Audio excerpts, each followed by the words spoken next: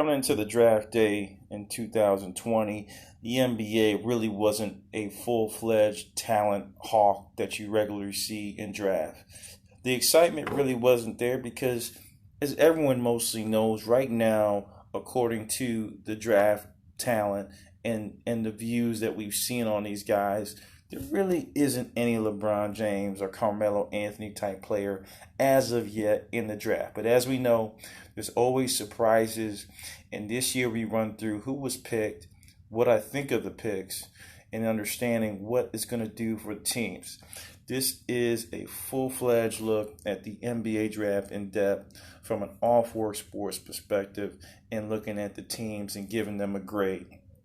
As I jump through, we're going to look at the picks, tops 1 through 14, and understand how the lottery really gave no edge to some of these top-fledged teams because of the talent pool.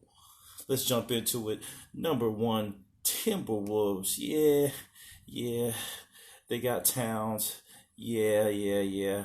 And then they got D'Angelo. And now they add in a shooting guard to step in that Dwayne Wade mold in Anthony Edwards. Think of Dwayne Wade. Think of Donovan Mitchell.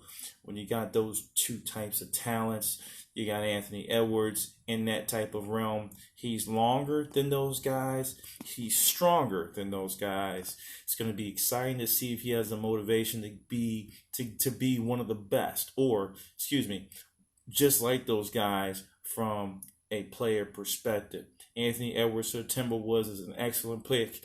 That obviously is an A+. Next up, Warriors come out and play. Yes, sir. James Wiseman is the second pick of the draft. 6'10" to 7 foot is what they say from a size perspective. The Warriors were, in my opinion, in desperate need of a big man who did a lot of things and not just one. I am scared to see what he can develop to be. If there's anyone in this draft that had the opportunity to be something greater than a one-time all-star and potentially could be a superstar in the league, James Wiseman comes to mind. If we're doing comparisons, I'm a little older, so I'm going to give you my thoughts. Chris Webber comes to mind with a little bit more fluidity. Wiseman can do everything. I've seen his jump shot improve. I love his post movement, and he's a running big. So you add that on with Steph and Clay, and that really bodes well. You got Wiggins in there as well. Scary team in the Warriors. If everybody's healthy, they add on Wiseman, a big that can do everything. Now, interesting play because the Warriors didn't go get LaMelo Ball. I guess they got too many LaMelo Balls on their team. The Hornets finally get a big name player in LaMelo Ball in the draft. Michael Jordan may be able to start to rebuild around the young ball man. The last of the Ball brothers who makes it to the league was over in Australia doing his thing. Now he comes over to the Hornets. I think he slides in well, can play a lot of different roles from 1 to 3 on the court, has a pretty good jump shot, he can create, and also makes everyone around him better. Now, if they could add another big, this is what I said when I looked at the number 3 pick, it would be exciting for this team.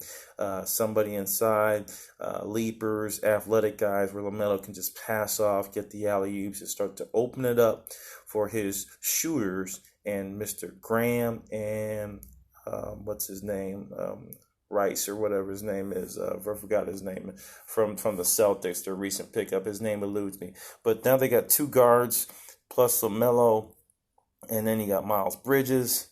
Not a bad looking team.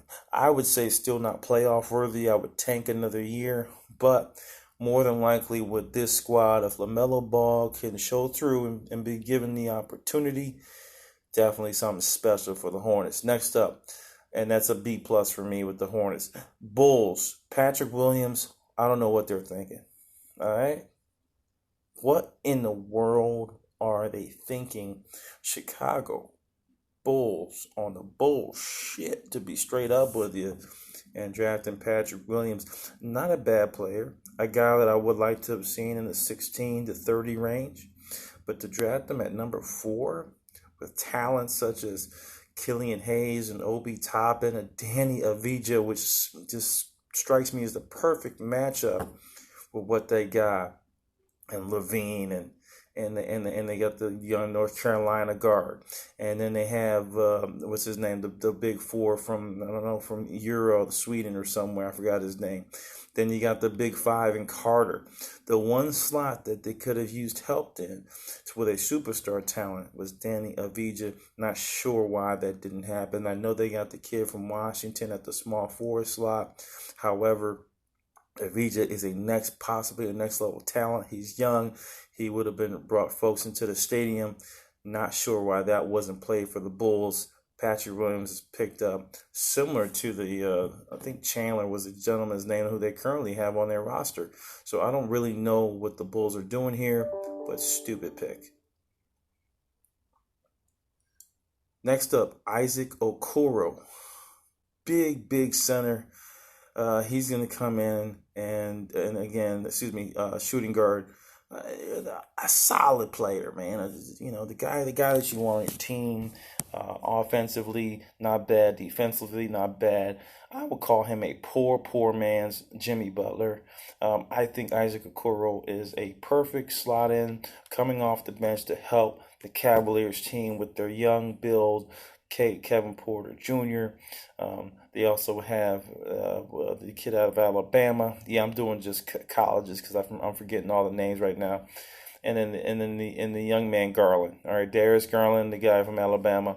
They got a great little three trio there. You add on Okoro for the defense, not bad, but they're going to be back in the lottery next year. I give this pick a B. Onyeka Okongwu. I don't know what the Hawks are doing from a lineup perspective. It doesn't make any sense for them to go ahead and get another power forward, but they go ahead and did it anyway. I'm confused on the pick. Onyeka, a tremendous athlete out of USC, but he slots in on a Hawks team that is loaded with big front court players. Capellas, to name a few, and then you got what's his name, the All-Star. In my opinion, it's Trae Young and the other dude, the light-skinned power forward. Anyhow, I'm getting all the names jacked up for this whole video, but it is what it is. Just too much talent there. You definitely slot, and they got the kid from Maryland on top of it. I don't know what they're doing. So from a Hawks perspective, too many power forwards up front and centers. Don't like this pick here. Hopefully there's a trade coming. And I give this pick a C- just for fit. He's a B+ player, but because of where he fits in with the Hawks, if he stays there, it's going to be a lot of trouble unless there's trades made.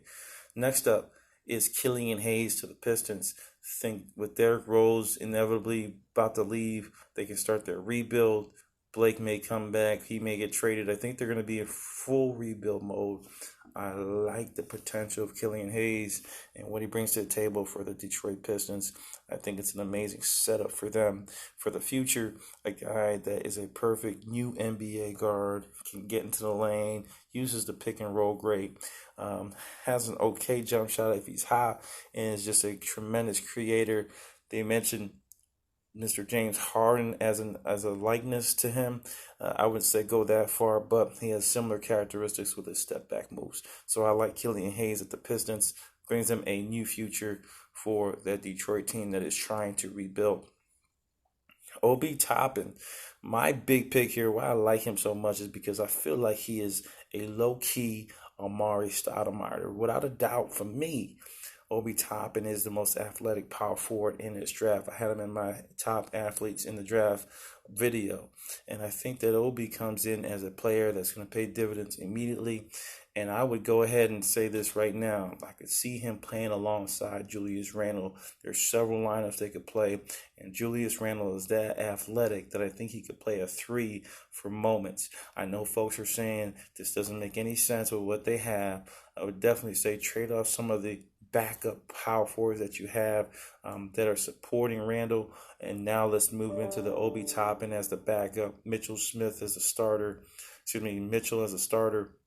center, Julius Randle at the 4, and then you can, do your mix of R.J. Barrett and whoever point guard you choose on getting as your backup, as your point guard, with Obi Toppin coming off the bench, being an exciting player, or you go Mitchell off of the bench and have Obi start with Julius Randle. So I like this pick for the Knicks. I think finally they make a good pick and they get the best athlete, in my opinion, from a power forward perspective in the draft.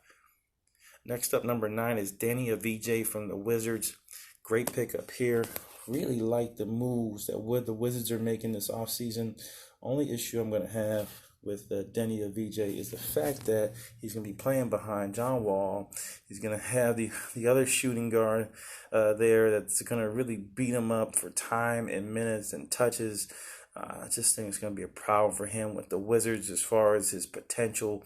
I would love to see him go to another team that could utilize him better, and maybe perhaps there's a trade coming. But I think from a slot perspective, with their Rui Hachimura pick last year at power forward, and now with Danny Avdija, Wall, and their shooting guard there. Again, he's one of the top shooting guards in the league, but his name is gone for me right now.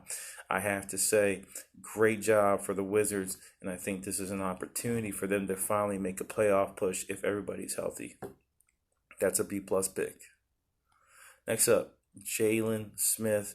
Do not know why the Suns drafted him. I'm not going to go any more deeper into this pick. Horrible on the Suns side. Horrible. A lot of other players you could have traded down. But I guess they wanted a big body. I think he reminds me of a Horace Grant at his peak. And I think that's an opportunity for the Suns to get a rebounder, but not in anything they needed.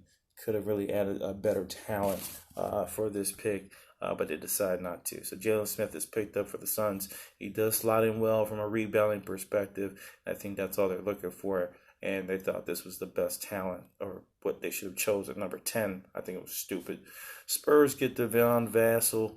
He was probably the better of the two, in my opinion, versus Williams. I would have got Vassell over Williams if you're going to go number 4. He goes over to the Spurs. The Spurs have a gluttony of shooting guards and small forwards. Bad situation for him. However, he gets to learn for some of the best coaching in the NBA and develop himself into something. Devin Vassell hits the Spurs. I give him a B+ for that because he's a great talent. However, they don't need him. Tyrese Halliburton to the Kings with Bojan Bogdanovic gone as a backup. Here comes Mr. Tyrese Halliburton, possibly as a good backup player for Buddy Hield, who I think will re-sign. I think Tyrese has done enough to warrant an NBA slot and also NBA playing time for next year. I give this pick a B. Pelicans go ahead and draft Kira Lewis Jr., which inevitably means something's going to happen to Lonzo Ball.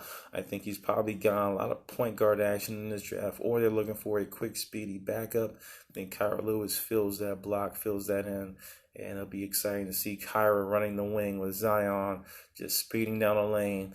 The Pelicans definitely get a B+ for this pick because I think could be a great backup in this league and a security in case something happens with Lonzo Ball. Celtics go ahead and draft their normal midway player, no superstar here. Aaron Nesmith gets drafted. Good shooter, pretty good defensively, solid player. Wouldn't have chosen him here. Definitely a second rounder. But the Celtics are pretty much stacked, so they're either looking for higher-end talent that's experienced and have proven themselves, or they're looking for some cheap stash-away G League players, and I think Aaron Nesmith will be immediately in the G League once he enters this roster. Off to the Magic, Orlando land. Cole Anthony, for me, was an exciting pickup for the Orlando Magic. He joins Markelle Fultz and is the additional point guard that I think they've been looking for, who can actually shoot the rock pretty well. I would have loved to see him trade for Dennis Smith Jr., but that's a decision point for management. Didn't happen. Cole Anthony goes into a great situation in Orlando where he's going to be able to get playing time and possibly reduce the amount of pain they're giving to their old point guard, DJ Augustine. He could be possibly the backup for those guys. Blazers draft Isaiah Stewart, and then he goes to the Detroit Pistons, a perfect Detroit Piston type player, big with some athleticism. He's in the old ilk post up type of player, but he can do a lot of different things. A kid out of New York gets an opportunity to go over to the Detroit Pistons and play ball. Now, number 17. What a stupid activity here for Alexei Pokazevsky. Have no clue what this is, but more than likely a stash away.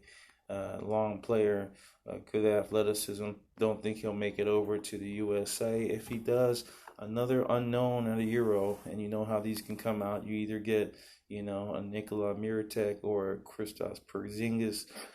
So I don't know too much of the kid, but Timberwolves scouting do give him a B because I just don't know. Josh Green goes over to the Mavericks again. Another scratch head pick. So many other talents on there. You're losing Seth Curry. I think of Nick Mannion, R.J. Hampton, Tyrese Maxey. Jaden McDaniels may have filled in a different type of role for support, but I don't understand what's going on here with the pick for the Mavericks with Josh Green. Doesn't make sense to me. I gave him a C-. Saddiq Bey, again, building on this old Pistons mantra. Joe Dumars likes the old Pistons style with Richard Hamilton and Chauncey Billups and all those guys, just solid stars in the league who all play well together but can win you a championship. Bey slots in perfectly with the Piston uniform, and we'll go with Isaiah Stewart. I'm going to call him the hard-nosed team of the year. And to be honest with you, if Griffin's healthy and they were able to re-sign Andre Drummond, maybe get another point guard, I think this would be an exciting pickup for this team as they get another solid player that can play ball. The Heat draft Precious Achiuwa. To understand how stupid teams were to pass up on Precious from a defensive perspective, it's crazy. But he goes to the Pistons with Bam Adebayo there already.